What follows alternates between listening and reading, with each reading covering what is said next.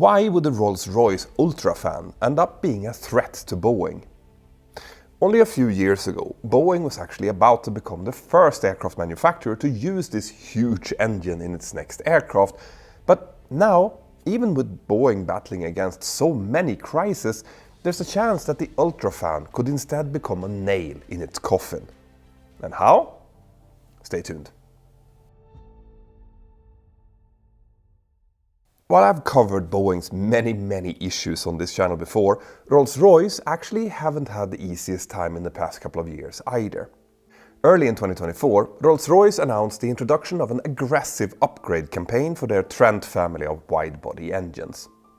These upgrades are still underway, and they are basically aimed at improving the longevity of these engines whilst also reducing the need for frequent maintenance. In other words, this is an increase in the time on wing, which is something that the airlines value very highly. You see, constantly removing or replacing engines is costly and time-consuming, and it keeps an expensive asset from making money for the airlines. So, if the engines require more maintenance than anticipated, well, then that's not good. To make these upgrades possible, Rolls-Royce will use new coatings and materials for key components and will also redesign and improve the cooling and the internal aerodynamics in the engine turbines, all of which will actually also bring small efficiency gains as an added bonus. This upgrade campaign was announced weeks after the company received very public criticism for the durability of some of its engines in certain harsh environments, which I actually covered in a previous video. This in turn followed durability problems with other Trent variants as well, most notably the Trent 1000 used on the Boeing 787. Those issues actually forced Rolls-Royce to introduce an improved version called the Trent 1010, which had only a 25% part commonality with the original engine. And then it turned out that even that variant had its own infancy problems. Now, this was obviously a major blow for Rolls-Royce. When early customers like ANA in Japan or Air New Zealand placed additional Boeing 787 orders, they decided to order the General Electric GE/NX engine for them instead of the Trent 1000 that their first 787s had used. And that was despite the added complexity of bringing a new engine into their supply and maintenance networks. So you can imagine. So that was quite bad, but it got even worse. You see, for the engines that had already been sold, Rolls-Royce had generally made contracts with the customer, the airlines, that would pay Rolls for the engines according to the flight hours that they put on them. There's a type of contract that's called power by the hour, and these contracts included maintenance scheduled and unscheduled, which Rolls-Royce had to cover themselves. On top of this, just as Rolls was getting on top of those Trent 1000 issues, the pandemic then also hit. Now that obviously hurt everyone, but by this point, as far as the airline world was concerned, Rolls-Royce had basically specialized as an engine maker for wide bodies. And the kind of long-haul travel that these big jets were used for didn't really start recovering fully until around 2023 or so. An eternity for a company like Rolls-Royce. Now, of course, Rolls-Royce hadn't started out as a wide-body engine maker. In the past, their jet engines powered airliners of all sizes, and they still make relatively small engines for business jets or APUs, plus engines for ships, generators, and other non-aviation applications. Now, as I explained back when I looked at Rolls-Royce's history, probably their most important jet engine this far was the RB211, which also actually had suffered a very difficult birth. Actually one that almost bankrupted the whole company and delayed the introduction of its first aircraft application, the Lockheed L1011. But this engine later more than made up for those infancy issues.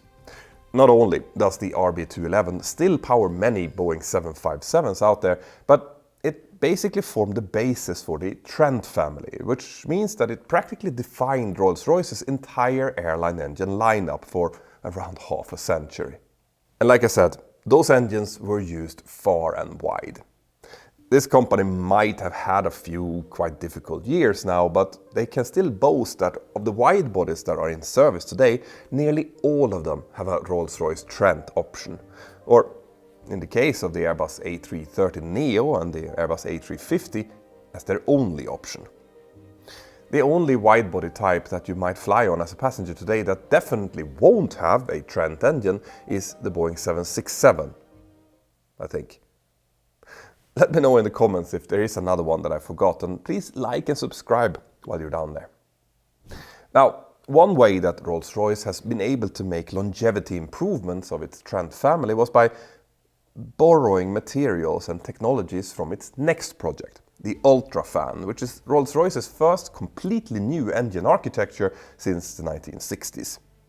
Now, as I've explained when I took my first look at this engine over a year ago, Rolls-Royce named it after its most distinctive feature, its enormous fan, which incorporates a gear reduction system that allows it to spin slower than the rest of the engine.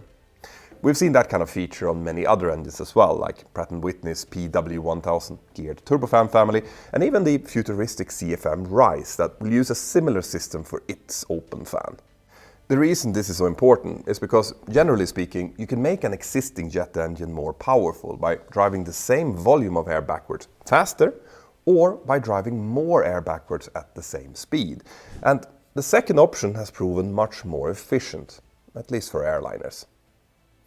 This explains why the Rolls-Royce UltraFan demonstrator is so enormous, with a fan diameter of 140 inches or 3.56 meters. That actually makes it 6 inches, or about 15 centimeters bigger than even the enormous GE9X that will power Boeing's 777X. But the 777X engine has a takeoff thrust of 110,000 pounds, almost 490 kilonewtons, where the bigger UltraFan demonstrator was tested at a more modest 85,000 pounds. And that was actually something that Rolls-Royce's engineers was very happy about, because the engine had only really been designed for a maximum thrust of 80,000 pounds.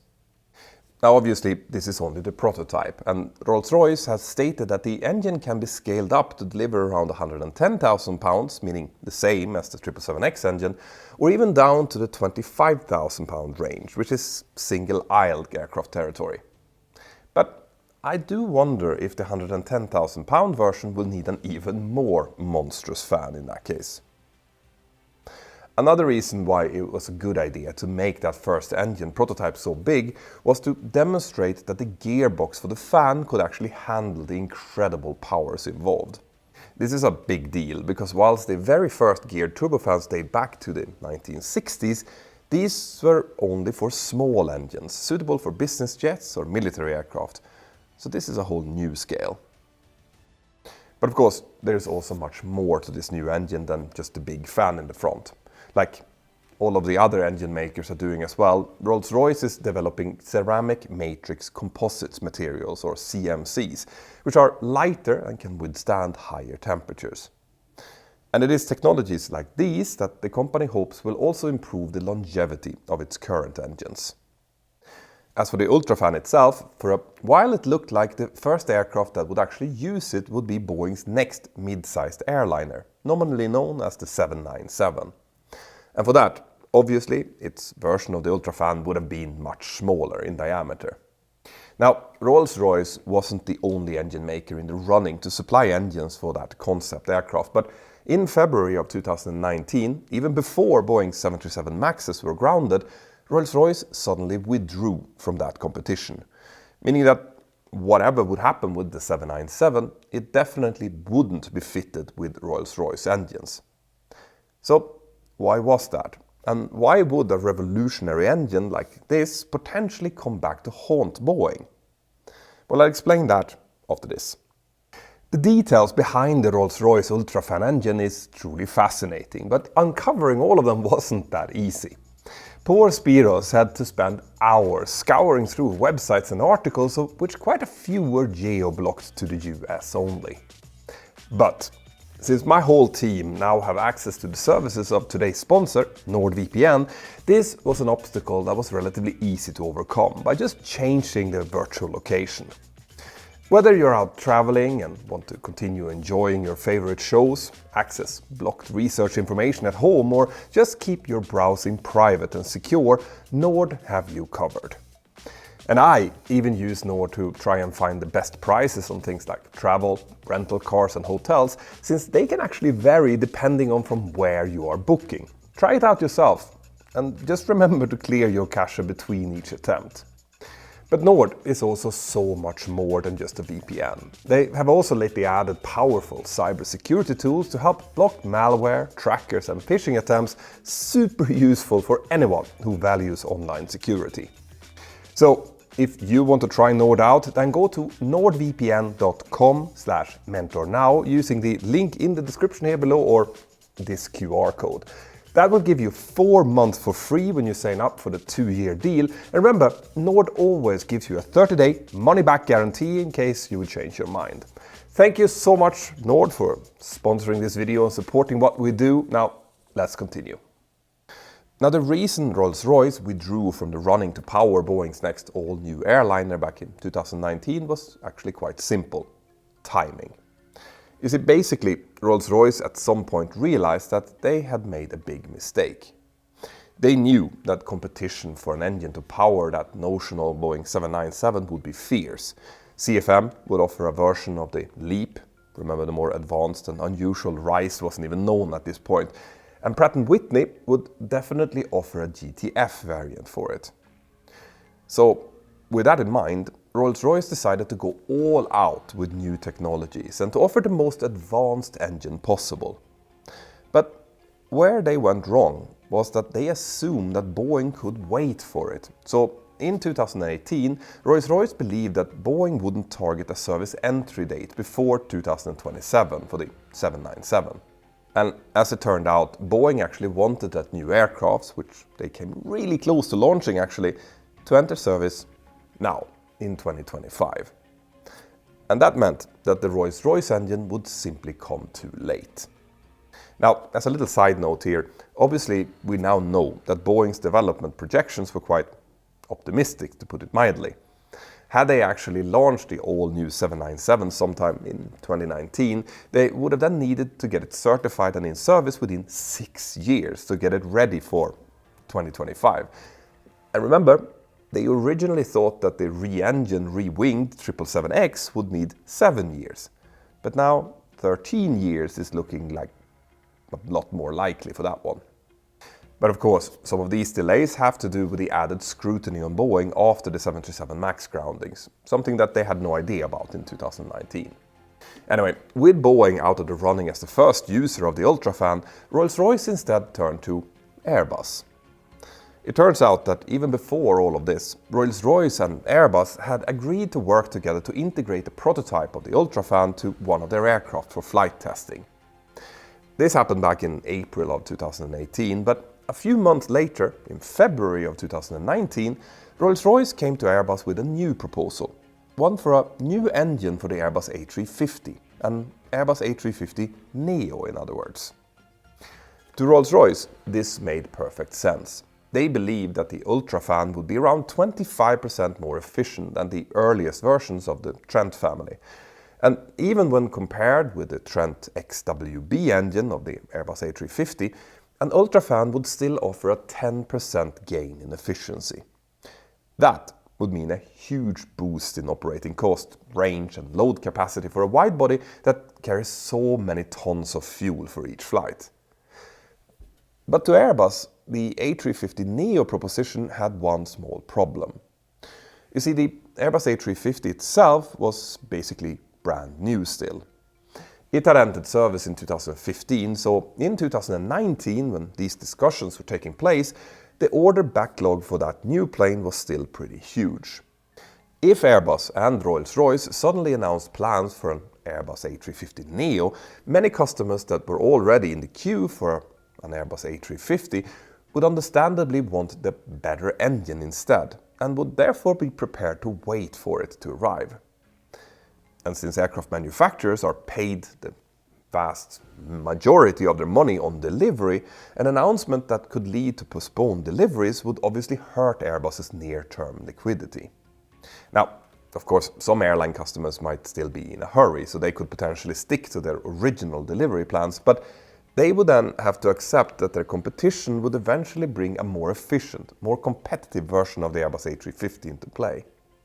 So what all of this meant was that the Rolls-Royce UltraFan was coming too late for Boeing's original plans for an all-new aircraft and too early for Airbus to consider it for an Airbus A350 upgrade. Now, that was the situation back in 2019. In 2021, with Boeing looking like they were finally getting the MAX problems behind them, Rolls-Royce was once again hoping for a new Boeing that would use a pair of UltraFan engines under its wings. Warren East, who was Rolls-Royce's CEO at the time, said, "It is fairly well documented that Boeing is exploring the opportunity for a new aircraft. Like the other engine manufacturers, I am sure that we are in dialogue with Boeing about that." But that was about a year and a half before the then Boeing CEO Dave Calhoun announced that Boeing wouldn't even start working on such a clean sheet aircraft before the end of the decade. So, where does all of this leave Rolls-Royce and its UltraFan? Well, Boeing currently has quite a lot on its plate, and any plans for an all-new mid-sized aircraft will therefore likely have to wait quite a bit longer.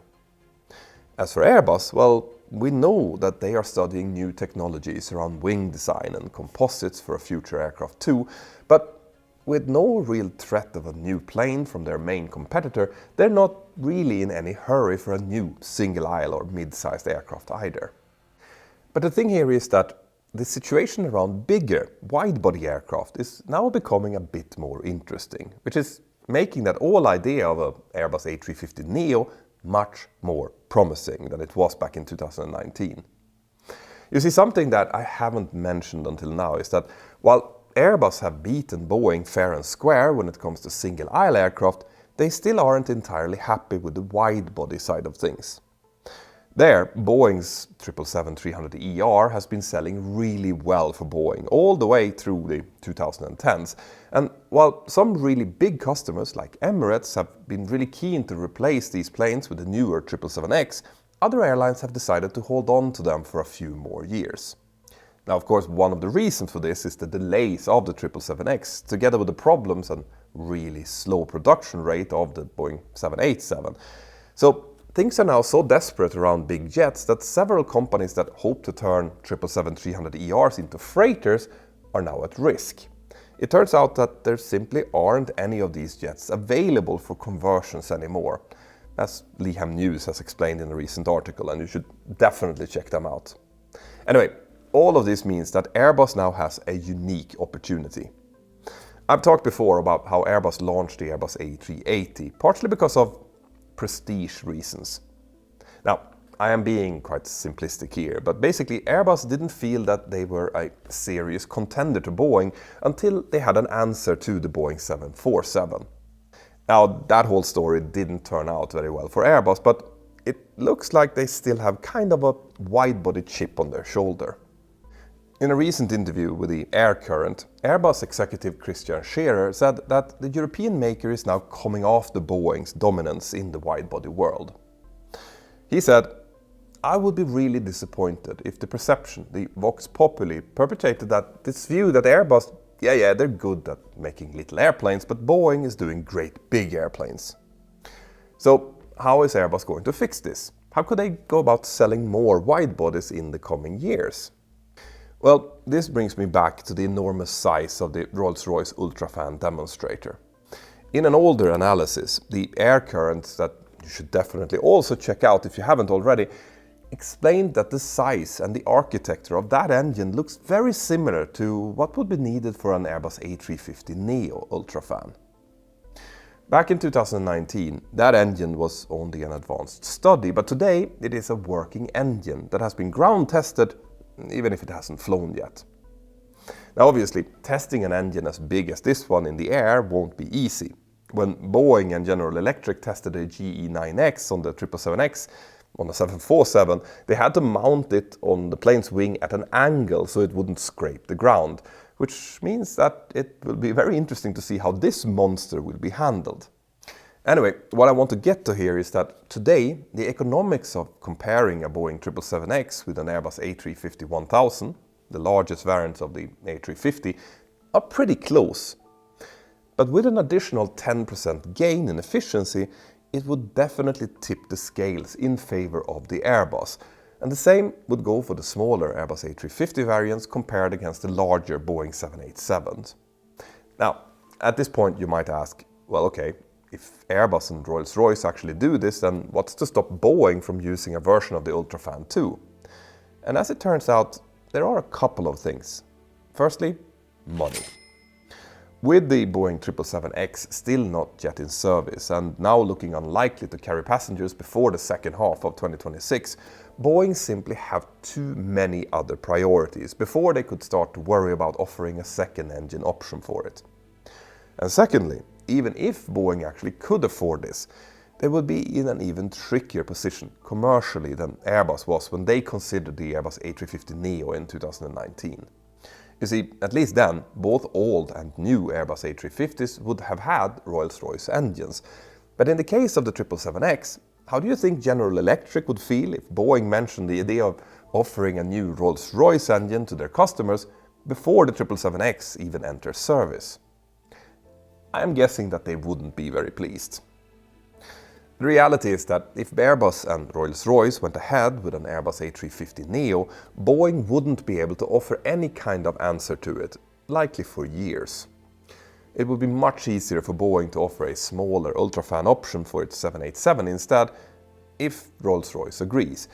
But if they did that, then Airbus would likely be able to use that smaller UltraFan on its Airbus A330s as well, because today the Trent 7000 of the Airbus A330neo and the Trent 1000 of the 787 are essentially the same engine, apart from ancillary systems for hydraulics and electrics, which the two planes use differently. Now, there are a few factors that could still make Airbus and Rolls-Royce a bit hesitant about all of this. Firstly, they'd have to get good support from airline customers, preferably from someone big like Emirates, before they would go ahead. And whilst the saved fuel of a large fleet of widebodies is super important, it's not the only factor that airlines think of when it comes to fitting engines to planes like these. In an interview with the Air Current, Emirates airline president Sir Tim Clark has said, "I'd rather have an engine which is less fuel efficient, that gives me 99.5 dispatch reliability, but some things out there giving me 22% better fuel efficiency breaks down all the time because they're so fragile." Another factor here is that both Airbus and Rolls-Royce might not want to antagonize Boeing unnecessarily. Airbus is ahead anyway, so they might simply not want to wake that sleeping dragon if they can avoid it. Plus, Rolls-Royce is still recovering from the very difficult pandemic era, which had made it a bit more risk-adverse and more conservative with its airline contracts. But on the other hand, if Rolls-Royce are going to get the UltraFan off the ground, and if an all-new widebody from Boeing or Airbus just isn't an option, well then an Airbus A350neo might be an opportunity that they just can't afford to ignore.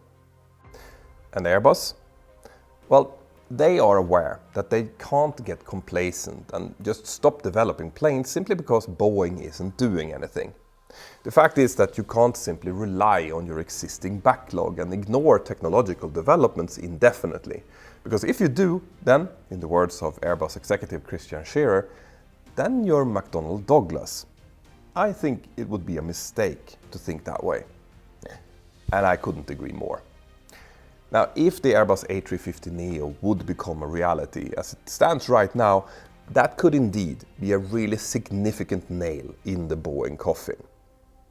So what do you think? How should Airbus and Rolls-Royce use the mighty UltraFan, and do you think Boeing can realistically respond to it?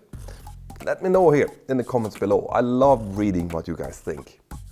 Now, also, check out the description below for special discounts from our sponsors, link to our virtual Boeing 737 course, and much more. There's a lot of cool things down there. And if you have questions that you want to ask to me directly, then go to patreon.com/join/mentorpilot to join my Patreon crew and participate in our next monthly hangout. My name is Petter Hörnfeldt. You're watching Mentor now, and have an absolutely fantastic day. Bye-bye.